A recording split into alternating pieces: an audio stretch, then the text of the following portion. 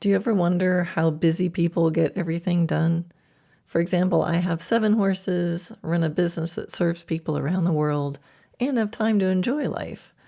So in this episode, I'm joined again by productivity expert Dr. Sarah Reiff-Hekking, but this time, Sarah interviews me to discuss the strategies and tools I use to help me live a life that I can enjoy while still being highly productive. So I think this will be really interesting for you if you want to master your time in any area of your life, or if you simply want to be more efficient when doing your horses and get more horse time.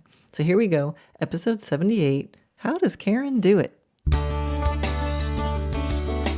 Hi, I'm Karen Rolfe, and welcome to Horse Training in Harmony. This podcast is about you making progress with your horse in a way that you both can love. It's about learning how to move and be in harmony. Because yes, you really can develop a horse to be both athletic and happy. When we show up as our best selves for our horses will show up for us. So let's get started. Hello, Dr. Sarah. Thank you so much for being here. Hello, Karen. Thanks for having me back. So this is going to be kind of interesting because here you are a guest on my podcast, but you're actually going to be interviewing me. Yes, I am. I'm very excited about that opportunity. So maybe explain a little bit about what made you decide to interview me. Yeah, so Karen and I were talking as we're actually getting ready to do some co-presenting.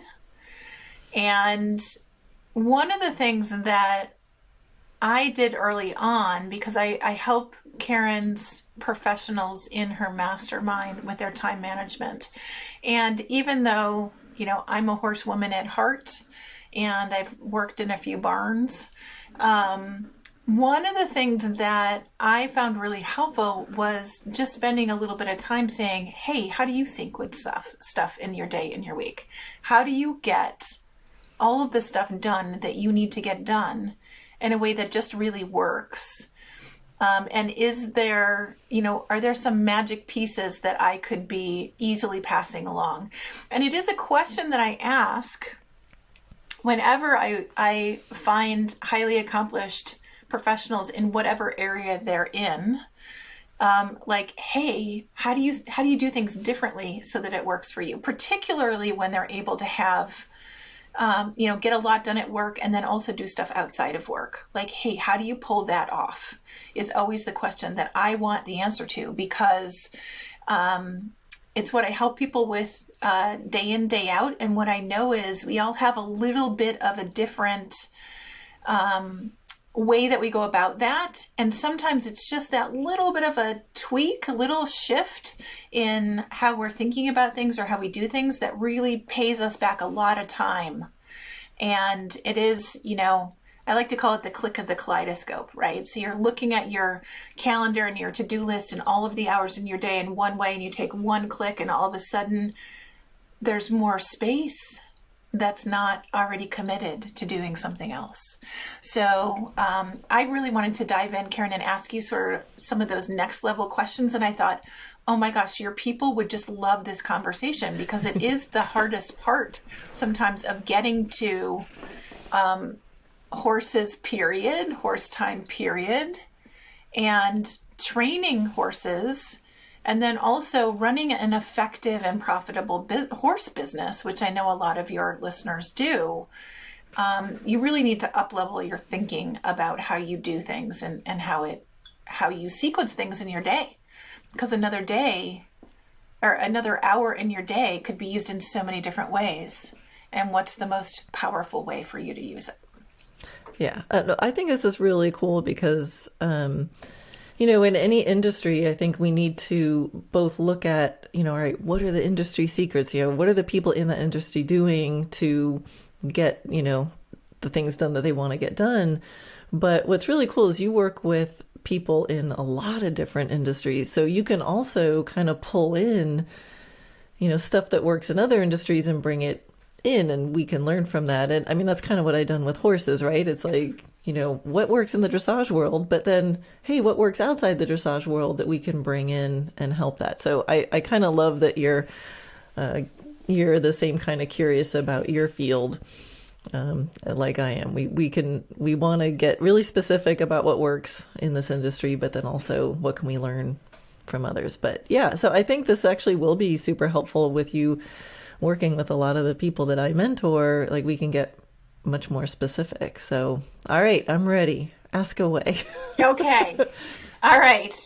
So the first thing that I would love you to do is to give us an overview of how you organize your day and your week, right? Because I know there's lots of moving pieces and lots of sort of content areas and things that you need to do in your business and in training your own horses. So an overview of how you organize your day and your week so you get work in effectively and have time for other things. Yeah, sure. Okay, so the average week, I'll start on the Monday through Friday. So Monday through Friday mornings is my sacred horse time. So every weekday it's horses until I'm done with my horses. So usually I get hungry, so I come in around noon, weather depending. And then I have a nice little lunch, and then I have my bio coffee, and then that little period of time, if I'm left to my own devices, could probably go on for a long time.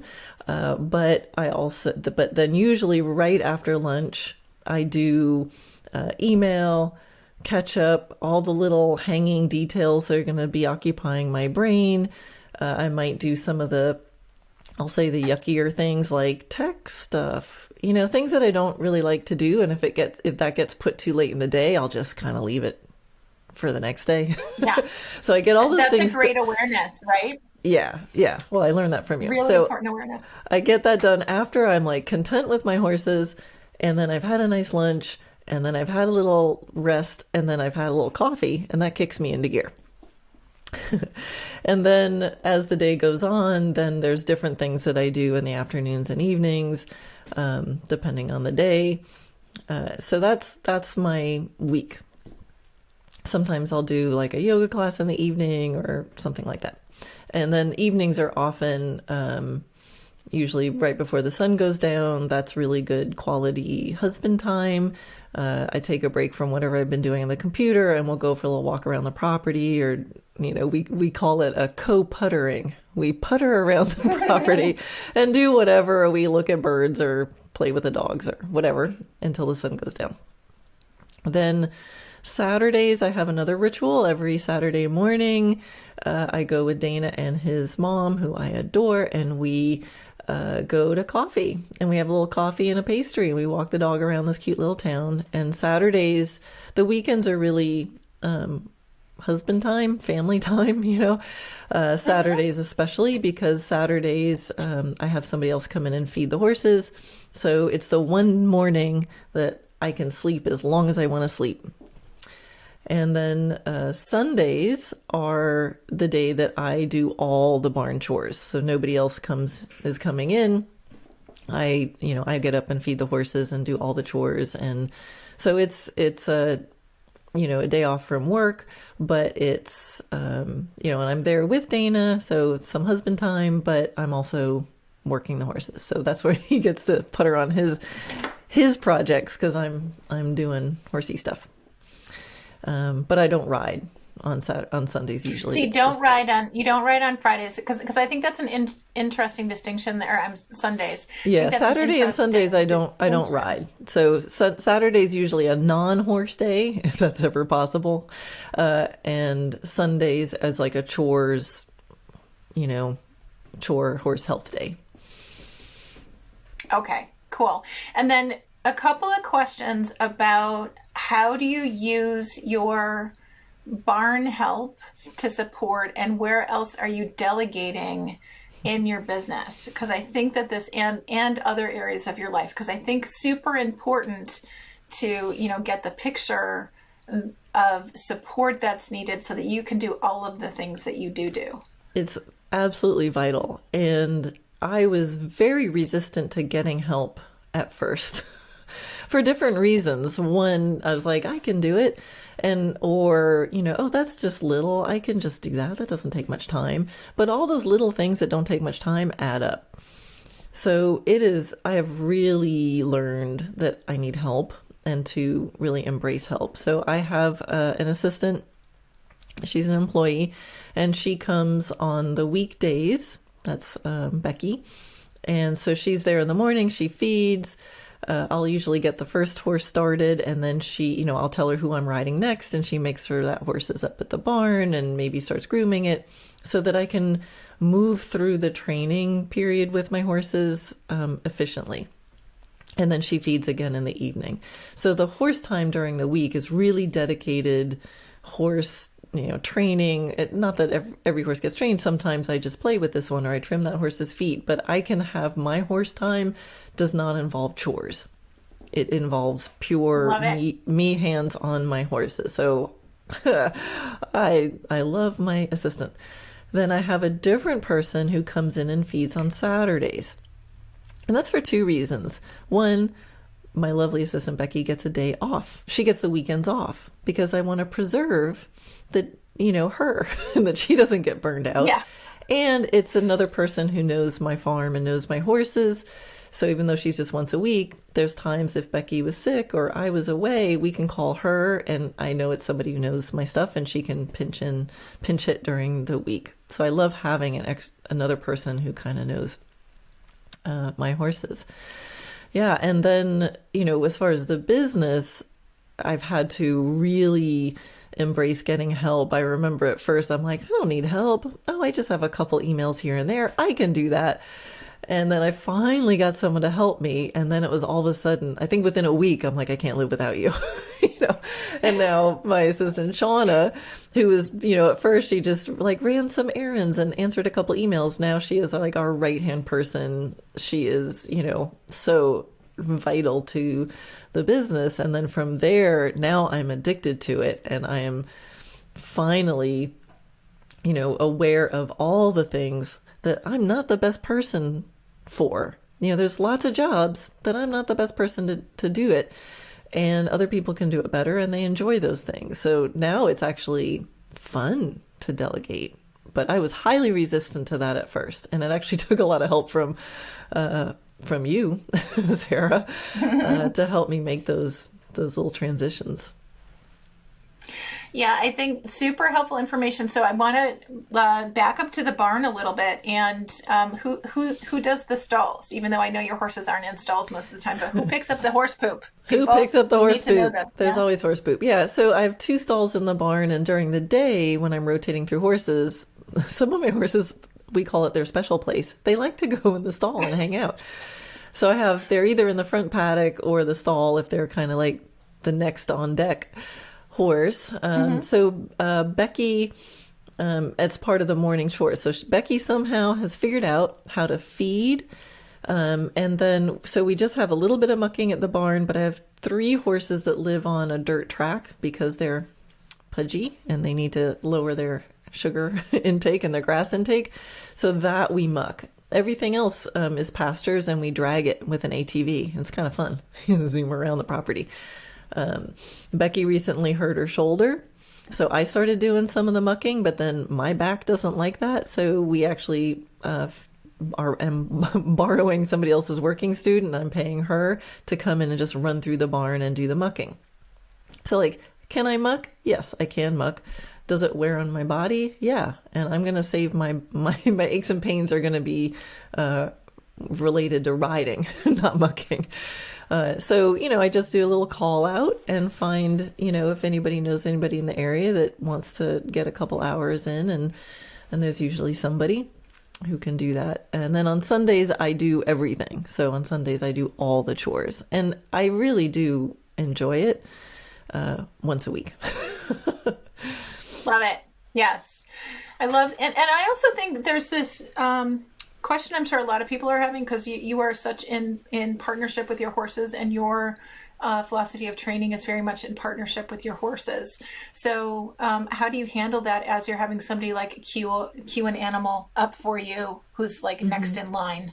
Or in terms of also delegating responsibilities, how do you do that and also feel in partnership with your animals? That's a great question. So you've been talking to my people. Yeah. It's because, I don't want to turn my business into, or my time with my horses into like a factory feeling. I used to do that in a training barn, and horses would be led up and they're already tacked up, and I get on it, and as soon as I get off, it's led away.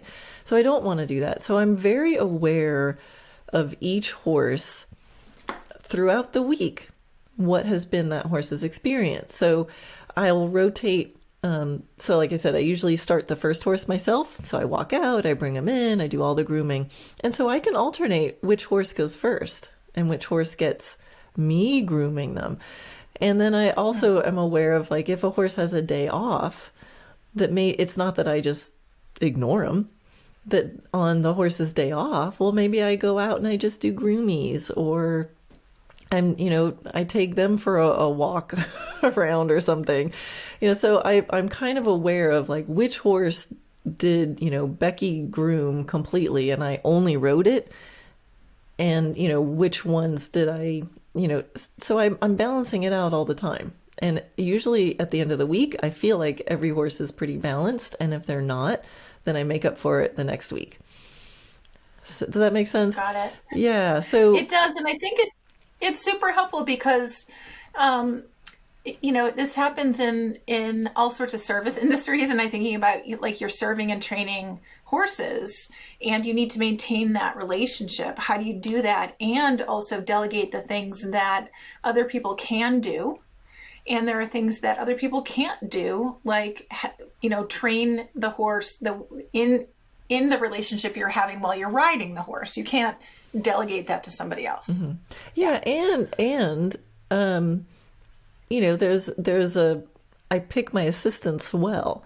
So my horses have a relationship with, I call it Aunt Becky. She's Aunt Becky. So if there's a horse that I'm not getting to that day, I could have Becky, hey, do the red light treatment, and they get their spa day, or like, hey, give Hotshot special groomies. So, Hotshot loves being groomed.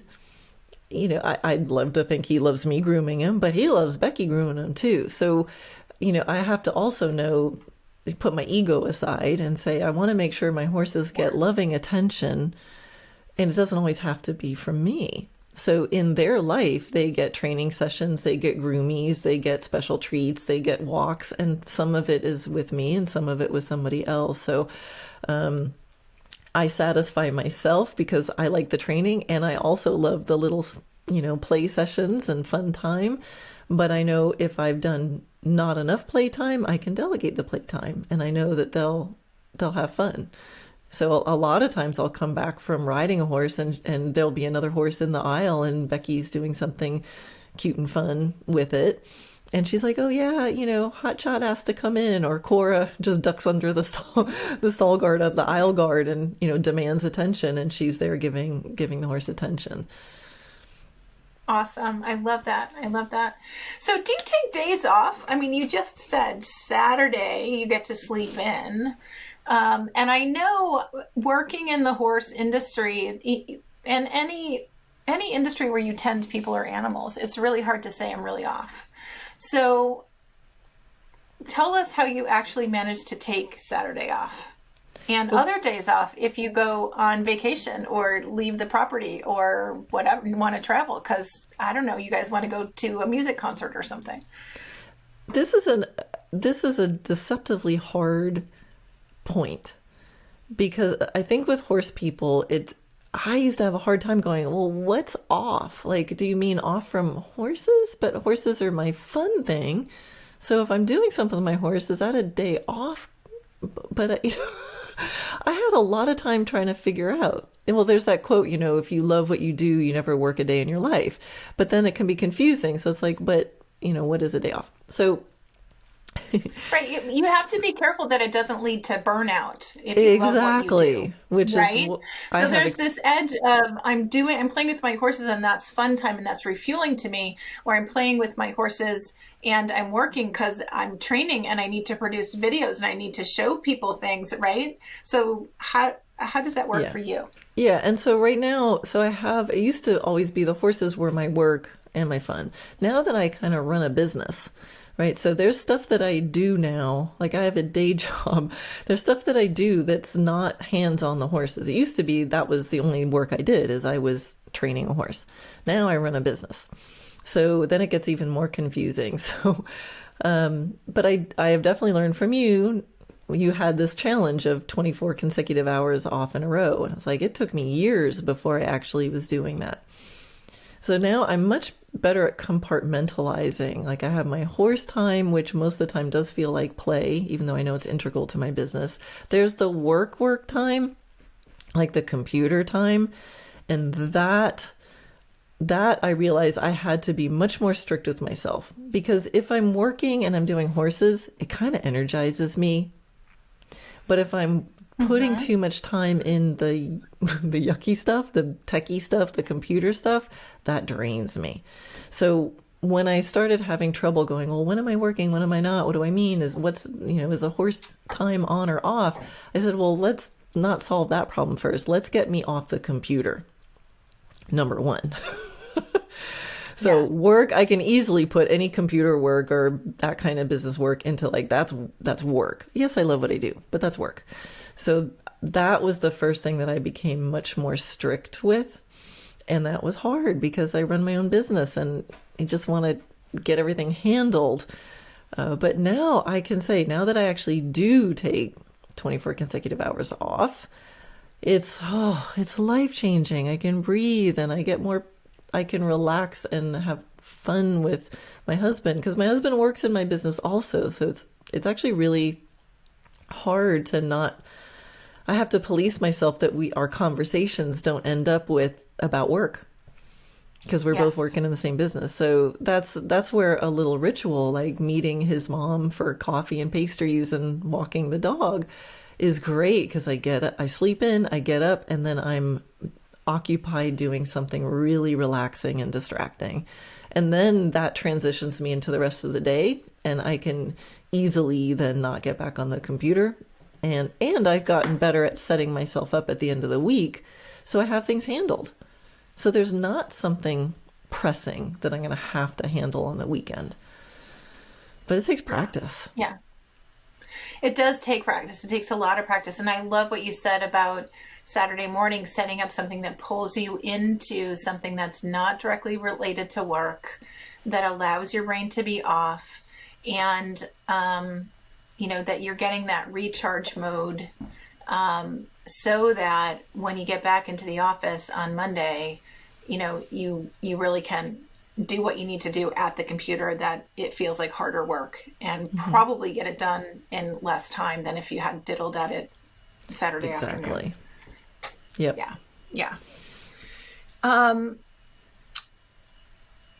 So the next question I had for you had to do more with sort of riding and training time. So how do you set up your riding and training time so that you can be most focused on what you need to do during that time? Now, we heard a little bit about Becky helps you, get the next horse on deck and ready to go. But tell me about how you really use the time once you're with the horse to be most effective. Yeah. Number one, I think about it before I go out there. So I have my what I call the Happy Athlete Progress Journal, and that's sort of a printed version of the way my brain is thinking. So I've sat down and thought about the week and what do I want to generally accomplish with each horse, and what days does which horse have on or off. So I look at the time, and some horses I alternate days, and some. So that I always feel like I have enough time, and I know, okay, this is the day that horse gets a long section of time. So I've thought about it ahead of time, and I know going into the session, is this a short session, a medium session, or a long session? Like, how much time do I have? And then then I plan accordingly. So to get really into like horsey stuff, if I have a short block of time, the worst thing you can do is try to fit a whole session's worth of stuff in a short block of time. That is a recipe for disaster. So what I've learned is if I have a short time, then I just start at the beginning and I end earlier. So a short session, instead of going, I'm going to do a fast warm up and then knock out a bunch of stuff and jam it all in, I just go, well, I might only do the warm up today. And oops, there's the time, and that's fine. So don't let your horse ever feel like you have a time crunch. I love that. And I want to just pause there because that's huge right there. If you don't take anything else out of this conversation, allowing yourself to be present and not rushed with your horse. I mean, one of the things that you say to me often is that you started your sacred horse time in the morning because you realized if you did computer work beforehand, you'd go out there and you'd be annoyed and your horses would feel like you were annoyed and you wouldn't get good quality relationship time or training time done, right? Yeah. So I think that going in is super, super important. Like, don't go in a rush. Yeah. Yeah. My mind has to be really clear, and I just find it's the most clear and pure when I wake up in the morning. Now, the way I do that is before I go to bed, things are handled. So at this you got to like reverse engineer it. Go, I want to be clear in my mind in the morning. Make sure you handle what you need to handle the day before. So I can wake up and I know I don't even have to look at email until noon if I don't want to. That don't let them feel rushed. And to know there's a range of things you can do if you have a short amount of time, and that those small things can be really powerful training tools. So, I know, well, maybe I'll just go I'll do a little silly horse trick, or I'll do one little thing, or I'll just take them for a bareback hack around the property, or so just know ahead of time how much time you have and go deep into short amounts of time instead of trying to pack lots of stuff in. So that's definitely one thing. And then even when I do have a longer time period with a horse, I'll often set a timer. So I'll get on the horse and I'll set the timer for 26 minutes and I just stick it in my pocket. And then at 26 minutes, it goes off and I just sort of notice like, oh, look, that's where I am in the session. And it makes me stop, be aware of time. And then I can decide, you know what, that's a good place to end. Or, okay, well, that's interesting. It's 26 minutes. I'm going to do a few more minutes. And by kind of being more aware of the time that's passing and to stop and make a decision point, then when I do have only 25 minutes with a horse, I know how to do that because I practice. So you can set it for 15 minutes and just after 15 minutes, the alarm will go off and just notice where you are. Right. So, and that's a really great, I think, mental exercise to have a clock ticking, but not let that make you feel rushed. And that's why I say practice doing that when you know you have lots of time. I've got an hour and a half to spend with my horse. Great. Still set an alarm for 26 minutes or 24 or whatever you want to set it for. And just notice, oh, that's interesting. Took me 10 minutes to groom. That's interesting. It took me, but you have to practice being aware of time, yet not feeling rushed. And then you can use that. I love that exercise. And I will often call it creating a container for the time. Oh, so nice. If you set the timer for 15 minutes or 26 minutes, right, everybody's going to want to know if there's a magic 26, but we'll get back to that for 26 minutes. No magic to the 26. We just busted through that myth. But I like to be able to set the container for the time. So if I'm going to do something and I want to be able to let go of time while I'm doing it, I'll often set a timer so that I know I can just lean into it and the timer will do the work of letting me know it's time to stop or take a break or to check in. So I can drop in and just be present in the moment and let go of that. Is the time passing? Oh my gosh, is the time passing? Oh, the time's passing, kind of conversation that happens.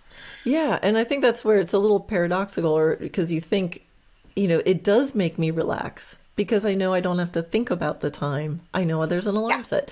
And I do that with my schedule too. So remember I said, you got to set up the day before so that things are handled so I can be clear in my thinking in the morning.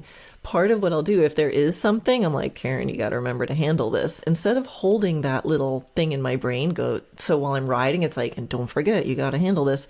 I put it on my calendar. So I will put things on my calendar as like, answer this email, call this person, like things that will take Yes. 2 minutes. And I schedule them on my calendar and I set a notification. So I can relax in the morning because I know at 1:15 my alarm's going to go off and it's going to remind me what I have to do that day. Because it's there. And I schedule it at a time when I know would be a good time to do it. And I'm more likely to do it than if it's just written on one of those like to-do lists. But if it's Love on the it. Love it. calendar, That's it. I've learned to respect my calendar, and so if it's there and an alarm goes off, I tend to handle it and then it's done because I've learned how to put them in the right places where I actually will do it. Yeah, that's a super key point in terms of making an appointment with yourself, to make the appointment at a time that it's one of the best times for you to do that particular activity. So I love that. Super helpful for people out there. Okay, so I want to know, what is one time management hack that saves you time that is specific to your industry?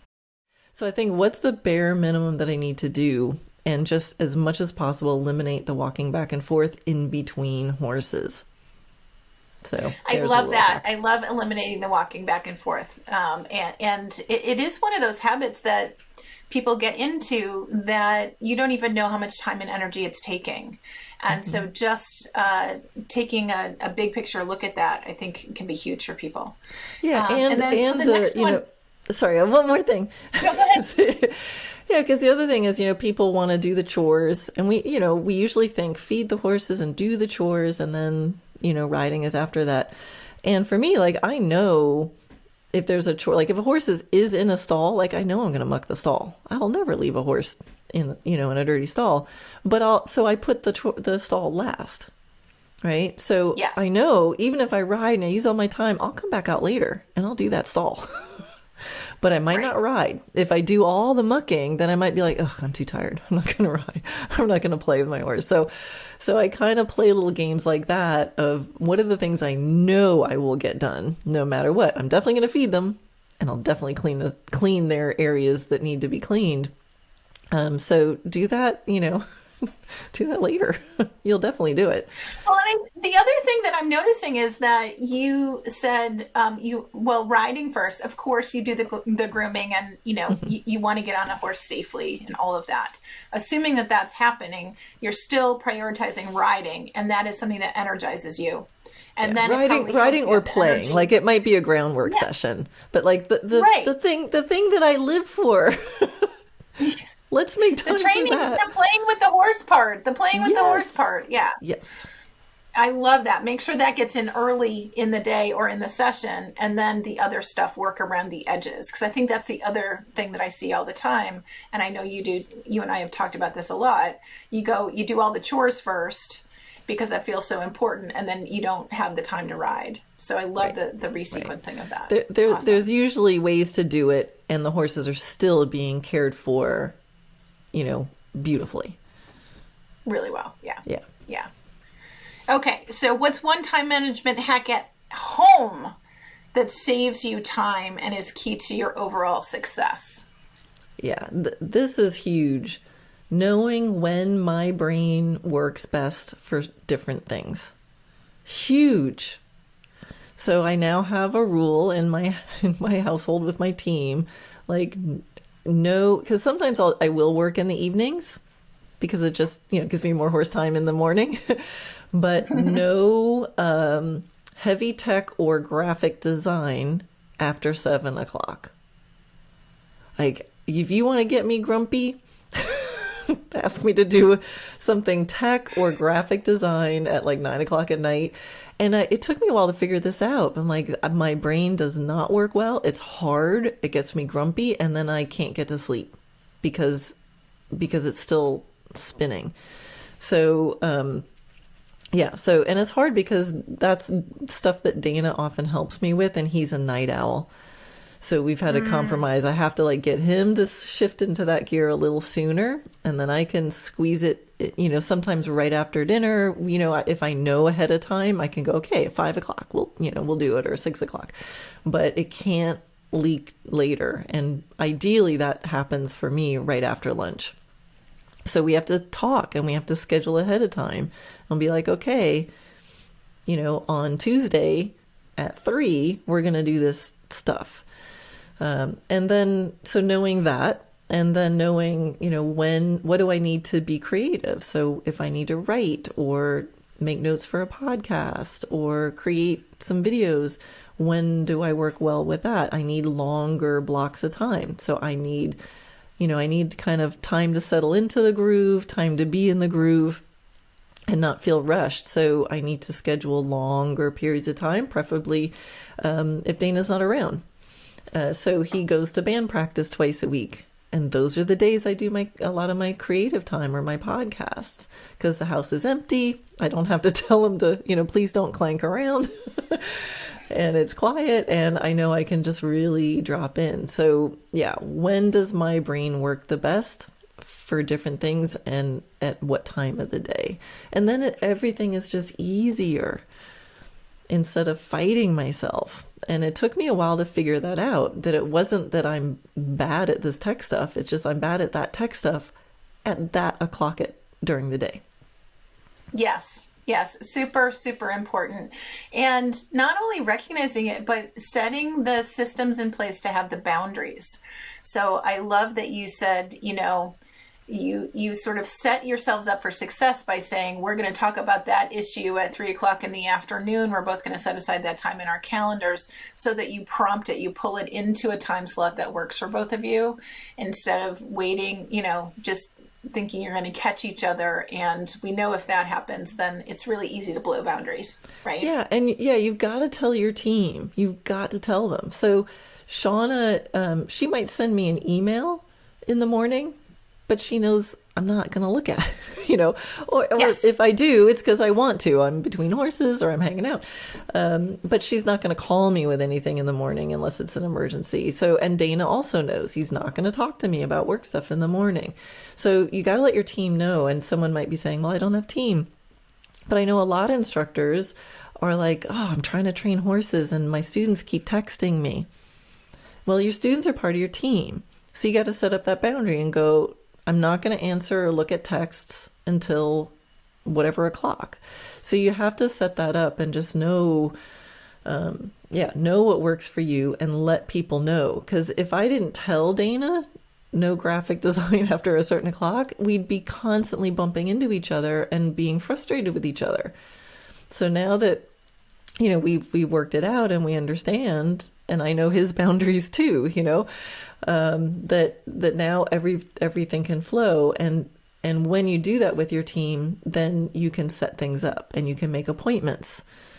So have office hours for your students, or I'll set up meetings. Again, if I want to get something done, I'll talk to Dana and say, hey, can we meet at this o'clock? I put it on my calendar, and I respect a meeting with my husband just as much as if it's a doctor appointment. So if it's on the calendar, Really and important, we'll set that up on we'll set that up on the calendar and I'll write, Tuesday at 3:15, talk about fill in the blank with Dana. And that goes on my calendar with an alert, and it goes on his calendar with an alert. And then it's really respectful, and we can all organize, and then I know I don't have to talk to him about it when we're, having coffee and pastries on Saturdays. Exactly.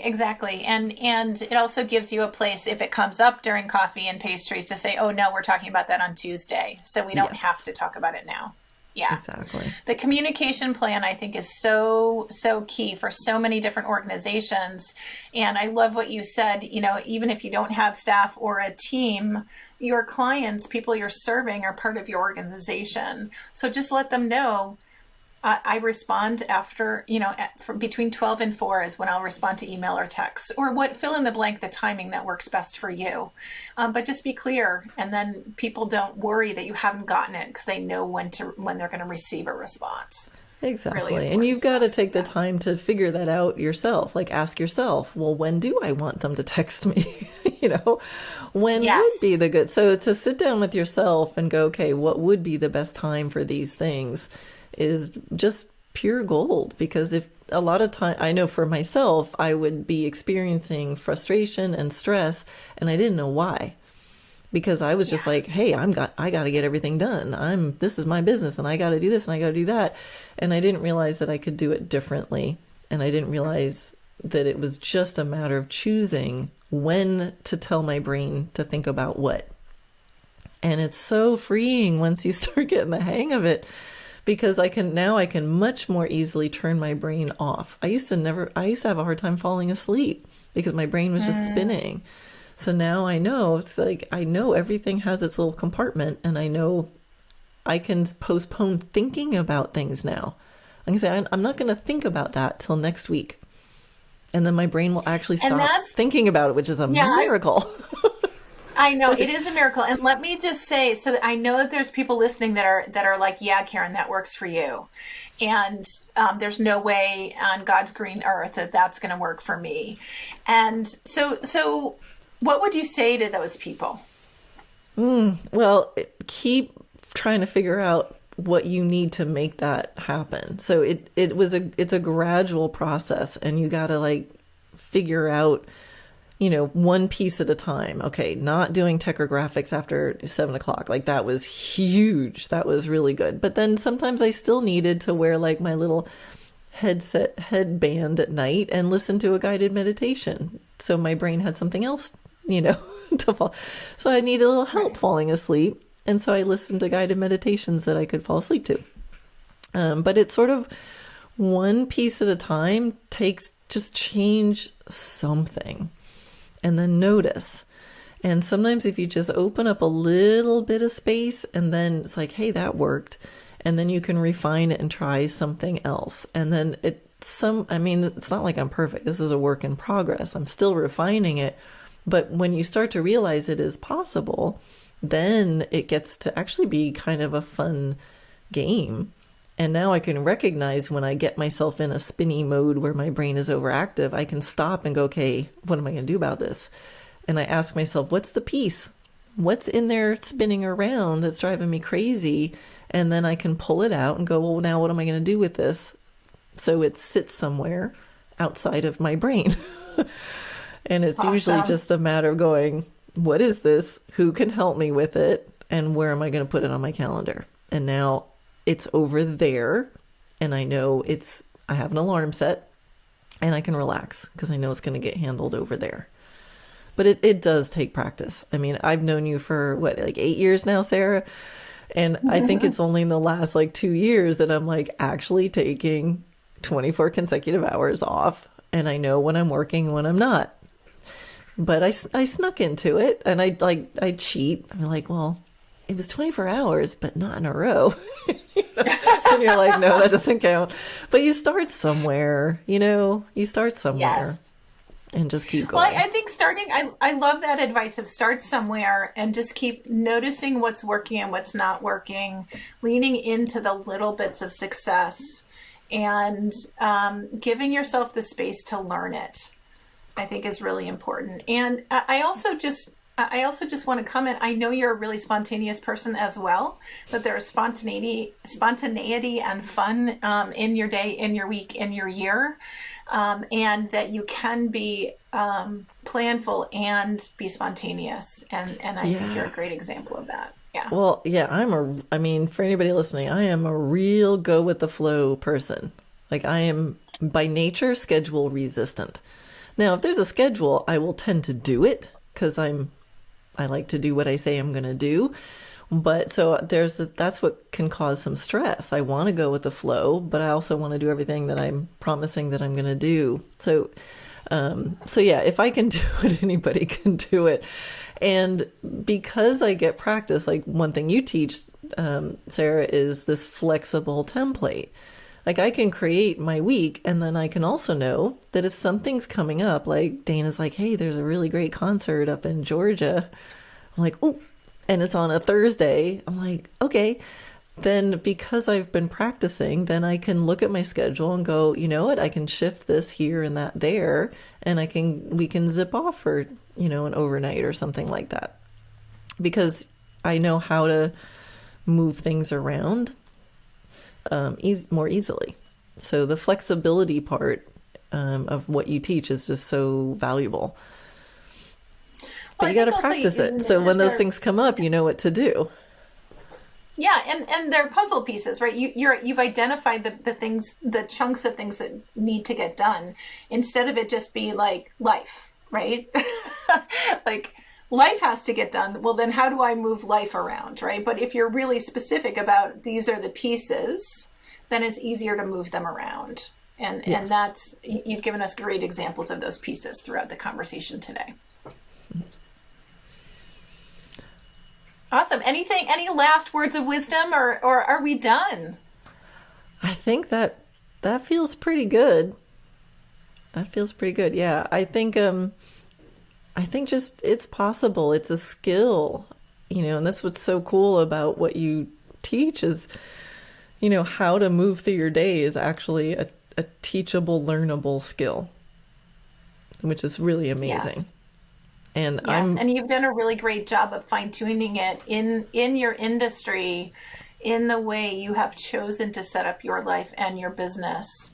And I think that there's I'm so grateful that you're willing to let me play and ask you the questions today, so you can share these things with your listenership, because I know that they're just going to really love all of this great information. So thanks for playing.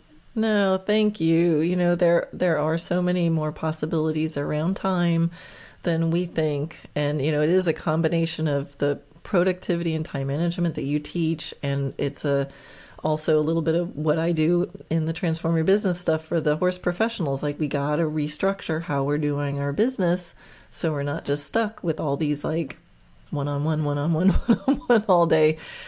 And then, being creative. And I think most of all, remembering, we only get this one life, and we want to kind of enjoy it and know what, in your words, Sarah, what fuels us.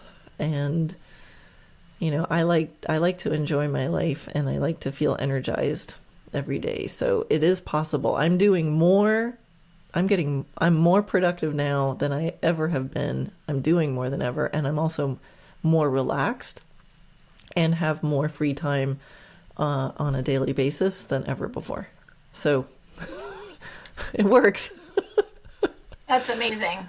Yeah. That's amazing. I think so. I'm very grateful. So thank you. You are welcome.